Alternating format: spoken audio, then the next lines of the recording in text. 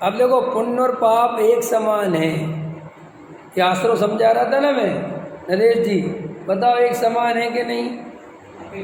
अपेक्षा से लगाओ अपेक्षा, कौन सी अपेक्षा से समान है?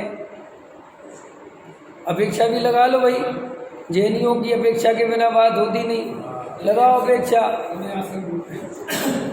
नहीं वो बताएगी अपेक्षा है समान, और किसकी अपेक्षा समान नहीं है?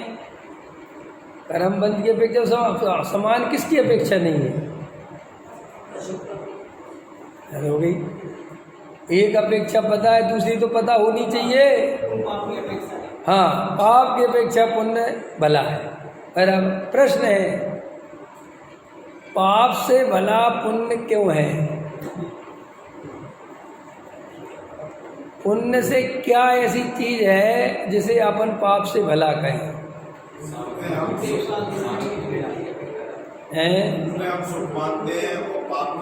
तो ये तो नरक जाने का कारण है। अब इससे तो वगैरह आगे पीछे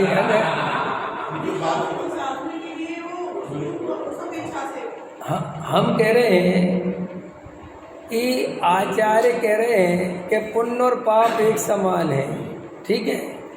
तो वो ये मानने के लिए कह रहे हैं कि कहने के लिए कह रहे हैं? मानने के लिए। तो तुम मानने के पहले तो कुछ शर्तें लगा देते हो, मानोगे कैसे? तुम ढीला छोड़ते ही नहीं। तुम्हें कहीं ना कहीं वो पाप बुरा है और पाप की अपेक्षा पुण्य, ये तुरंत तुम्हारे दिमाग में पहले ही आ जाता है। अब तुम रस्सी खोलते ही नहीं, मैं क्या करूं?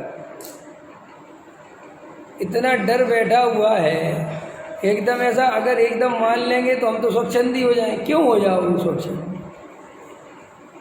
क्या अंदर स्वच्छंद होने का भरा है क्या? कुछ रोक रखा है क्या?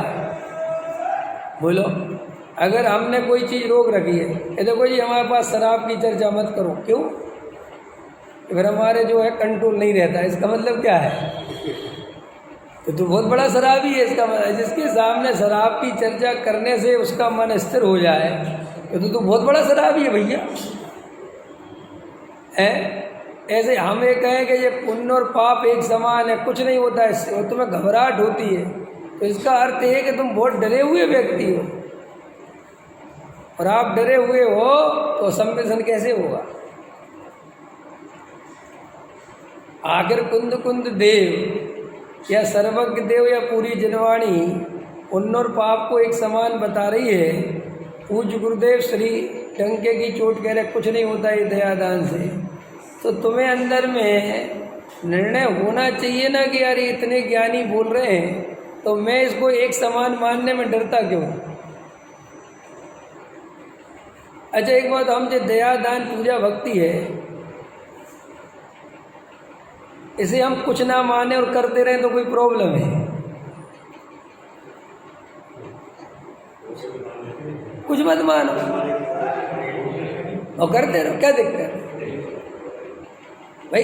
हमें कह रहे दया दान पूजा भक्ति क्या है? करते रहो, कुछ मानने की जरूरत क्या है भाई? दया दान पूजा भक्ति है, करना चाहिए भगवान के पास। भगवान ने हमें वस्तु स्वरूप बताया, आ गए हम आपके पास। बहुत बहुत धन्यवाद भगवान, बहुत अच्छा बता दिया। आनंद आता है आपके पास आके। क्या लेना देना पुण्य और पाप से हमें? नहीं समझ में आया? दान दिया, क्यों मानना कि पुण्य का काम? अरे किसी का बेचारे की तकलीफ जो दे ले जाए यार, मेरे पास पड़ा है तू ले जा। काय का पुण्य और काय का पाप? क्या अच्छा क्या बुरा? शास्त्र पढ़ना चाहिए, पढ़ना चाहिए यार, अपनी बात सुनने मिलती है। कैसा पुण्य बनेगा? चूल्हे में क्या कुछ भी बनता हो, मैं क्या लेना देना है? हम इस दृष्टि से क्यों नहीं जी सकते? हम क्यों उसमें भेद डालते हैं भाई? दुकान का दुकान भी जाना पड़ता है, चले गए, क्या फर्क पड़ता है? क्यों ऐसा क्यों नहीं जी सकते आप भाई? गृहस्थ है, दुकान भी चलानी पड़ती है और मंदिर में भी जाना पड़ता है। ये नहीं मंदिर जाना अच्छा है, नहीं कोई अच्छा नहीं है, सब संसार है। ऐसा आप क्यों नहीं कर सकते? आप ऐसा आपको उसमें भेद डालने की पड़ी क्यों है अंदर? किसी ने रोटी खा ली, किसी ने छोड़ दी, ठीक है यार, ठीक है, तेरा भाव नहीं था, अच्छी नहीं खाई तूने, अब मेरा था मैंने खा ली। अथवा मैंने कल नहीं खाई थी आज खा ली, कि नहीं इसमें पुण्य और पाप, काहे का पुण्य और पाप, क्या पुण्य और पाप है? ये हम पुण्य पाप के नाम पे जो भेद डालते हैं यही तो महादुख का कारण है।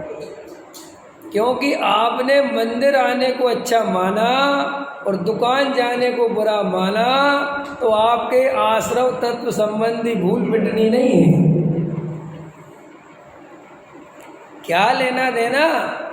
आज मंदिर जाने की योग्यता थी, मंदिर आ गए, दुकान जाने की योग्यता थी, दुकान आ गए। हमें क्या, हम तो ज्ञाता दृष्टा हैं, सो हैं। ऐसे निर्णय करो मजबूती से, लेकिन जो कमजोर दिल के होने से मंदिर बढ़िया है, दुकान बुरी है, और साहब ऐसे करते रहेंगे तो हम दुकान कभी नहीं छोड़ेंगे। अरे भाई साहब, आज तक कौन सी छोड़ दी? तुमने अपनी बुद्धि लगा लगा के जी लिया ना, क्या छोड़ दिया? एक बार हमारी मान के देखो, एक बार ईमानदार बनो। तो ये दया दान पूजा भक्ति को हुआ क्यों बनाना? भाई होता है तो होता है, उसमें क्या है? मैं कहता हूँ जो काम करो पूरी ईमानदारी से करो। पूरी ईमानदारी से अगर काम करोगे तो गारंटी से उससे मुक्ति मिल जाएगी, कोई डरने की बात नहीं है। मान चाहिए तो बिल्कुल चाहिए, खड़े होके बोलो बिल्कुल मान चाहिए, मैं किसी की नहीं सुनूंगा।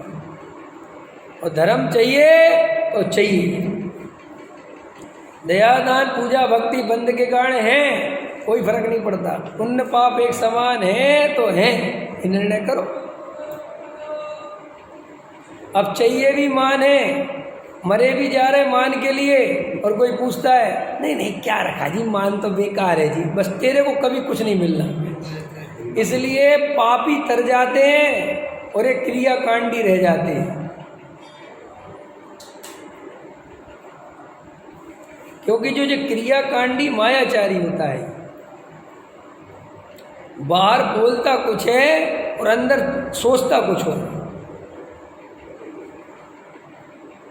हमें ऐसे लोगों की प्रवृत्ति बिल्कुल पसंद नहीं है। भाई मान चाहिए तो चाहिए ना, हमें स्टेज पे आना है, माला पहननी है तो पहननी है। अब उसके लिए चाहे 21,000 देने पड़े, चाहे 51,000 देने पड़े, चाहे 1 लाख देने पड़े, बिल्कुल चाहिए। और ठोक के लिया करो, ये लोगों मारे 1 लाख, और वहाँ पे 3 दफ़े नाम लेना तो दूंगा ना, बिल्कुल नहीं दूंगा। डरना क्या भाई, सौदा है, ठोक बजा के लो, तुम्हारी अटकी हो तो लो, नहीं तो नहीं दो। नहीं साहब 3 बार नाम नहीं ले सकते तो नहीं देता, बात खत्म हो गई। उदाहरण दे रहा हूं तुम्हें। अरे जीवन में ईमानदार बनो ना, तुम्हें पुण्य में धर्म दिखता, करो ना पुण्य। कौन रोक रहा है? कहा करो, हम पुण्य को अच्छा मानते हैं और हम तुम्हारी बकवास नहीं सुनेंगे, हम करेंगे पुण्य। तुम्हें जो समझना है समझो, तुम तर जाओगे। हाँ देखो, मैं पुण्य को बिल्कुल कुछ नहीं मानता, मैं खुल्लम खुल्ला कहता हूँ, बकवास है तुम्हारा पुण्य। तो तुम पंडित जी स्वच्छंदी हो गए तो हम पहले ही से थे, लेकिन हम कम से एक तरफा तो खड़े हैं। तुम एक तरफा ही नहीं खड़े, कभी हमारे ग्रुप में आ जाते हो, कभी दूसरे ग्रुप में चले जाते हो। मैं तो कम से कम पक्का कांग्रेसी हूँ तो हूँ, चाहे कांग्रेस हारे चाहे जीते हैं। अब तुम ये क्या है कि बीजेपी जीतने लगी तो उसकी तरफ हो गए, कांग्रेस जीतने लगी तो इसकी तरफ आ गए। ये ऐसे आदमी कोई काम के लिए, दल बदलू आदमी है। अपन धर्म में भी ऐसे ही करते हैं, जहाँ की हवा देगी वहाँ में ऐसे हो गए। कुछ नहीं मिलने वाला, मुक्ति नहीं होगी 3 काल में। भाई विषय भोग भोगने हैं तो ढंग से भोगो, कोई डरने की जरूरत नहीं है।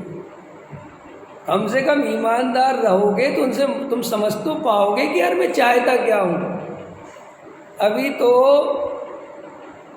99% जीवों को पता ही नहीं है कि वे अंदर में क्या भर के बैठे हैं, कुछ नहीं पता। मोक्ष मोक्ष कहते हैं, टोडामल जी ने कहा, देखा देखी मोक्ष में सुख कहता है, अंदर में कुछ भी निर्णय नहीं है। बोलो, पुण्य और पाप के संदर्भ में समझ लो अच्छे से। ये पुण्य करना पड़े वो पुण्य 2 कौड़ी का है। असली पुण्य तो वो है जिसे करे बिना चैन ना पड़े। क्या कहा मैंने? करना पड़े, दान देना पड़े।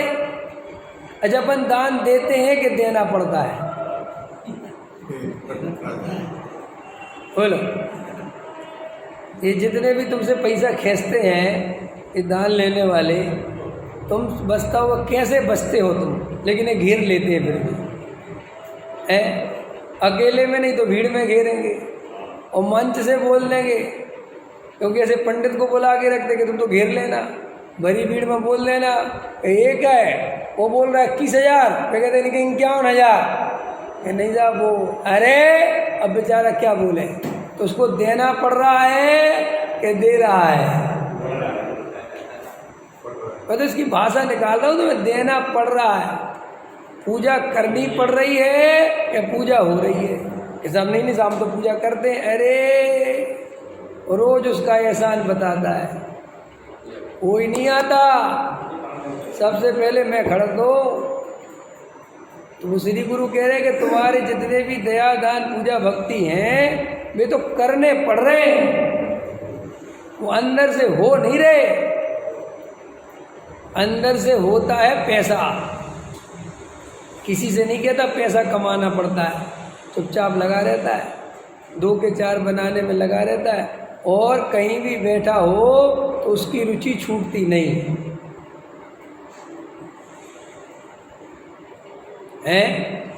छूटती है? याद आती ना? अच्छा बताओ, आप कल कार्यक्रम में रहे 6-8 घंटे जो भी रहे, तो किस किस के अंदर से पैसे की रुचि टूट गई? टूट गई? वो वहीं की वहीं थी। और अगर उसमें फैक्ट्री का फोन भी आ गया तो अटेंड करा के नहीं करा, इधर उधर कोने में जाके हाँ करता हूँ 2 मिनट, और उसने कहा बहुत ज़रूरी है तो बाहर ही निकल गए गेट के, हो गया ना। श्री गुरु कहते हैं ये है रुचि की निशानी। और वहाँ तत्व की याद नहीं आती, मेरा समय गया, मुझे वेद ज्ञान करना चाहिए, कहाँ लग गया, वो याद नहीं आती। तो श्री गुरु कहते हैं कि इससे पता चलता है कि तेरे तत्व निर्णय की प्यास सही नहीं है। जिन्हें तत्व निर्णय की सच्ची प्यास हो उन्हें बहुत विचार करना कि हमारे पास कितना समय बचा है, कितनी उम्र रह गई है, उसे सोच समझ के खर्च करना, वरना ये बहुत हो जाएगा।